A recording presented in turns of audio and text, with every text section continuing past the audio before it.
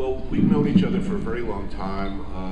In fact, I met Joel in 1980 when he was running a literary magazine, sort of an alt literary magazine on the Lower East Side called Between C and D, and I sent him essentially a comic book that I'd drawn, I'd illustrated and written in the hopes of being published in this magazine. And he got back to me, you know, I really like the story. The illustrations, not so much. I ended up writing for him. He was the first guy to ever publish me.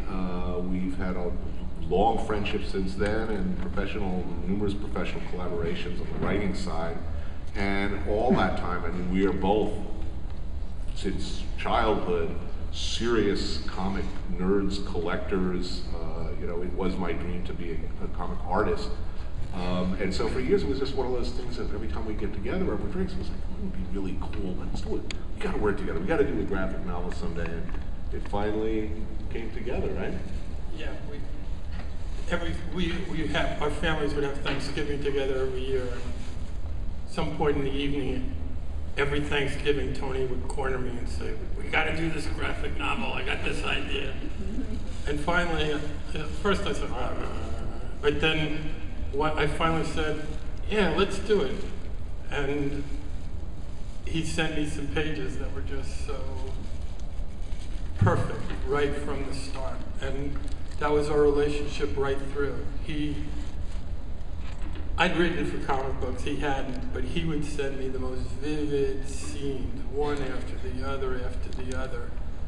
And it was easy to put it together as a comic book. It was the story.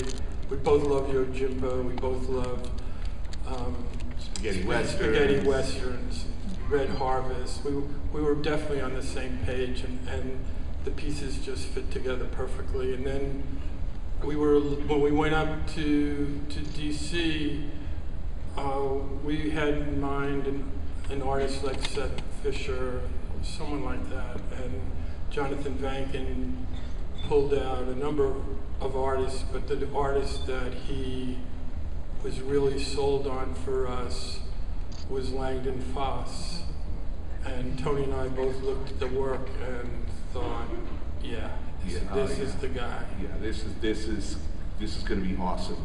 Little did we know how awesome. I mean, we had unreasonably high expectations. Yeah. We knew we wanted a hardbound book. We knew we wanted it lavishly illustrated. We knew it was extremely important. It was hyper nerdly accurate as far as the food details. I mean, I had 30 years in kitchen, so we knew that had to be right. And whoever did this thing had to be able to do that. So we needed, you know, spectacular color. These were all in and of themselves very unreasonable aspirations.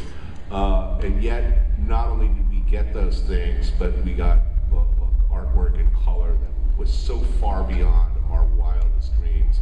And you know, when we're asking an audience, a readership, to accept a world where it's perfectly normal and reasonable behavior to lop someone's head clean off for disrespecting your sushi, and where that's perfectly okay with the cops. You need, you know, in order to make that argument and create a believable scenario like that, you need artwork and color that's gonna make that argument, the bulk of that argument for you. And well, Langdon and Jose just blew us away. I mean, when we got our first copies, I know what I stood there mute with my mouth open for a long time, just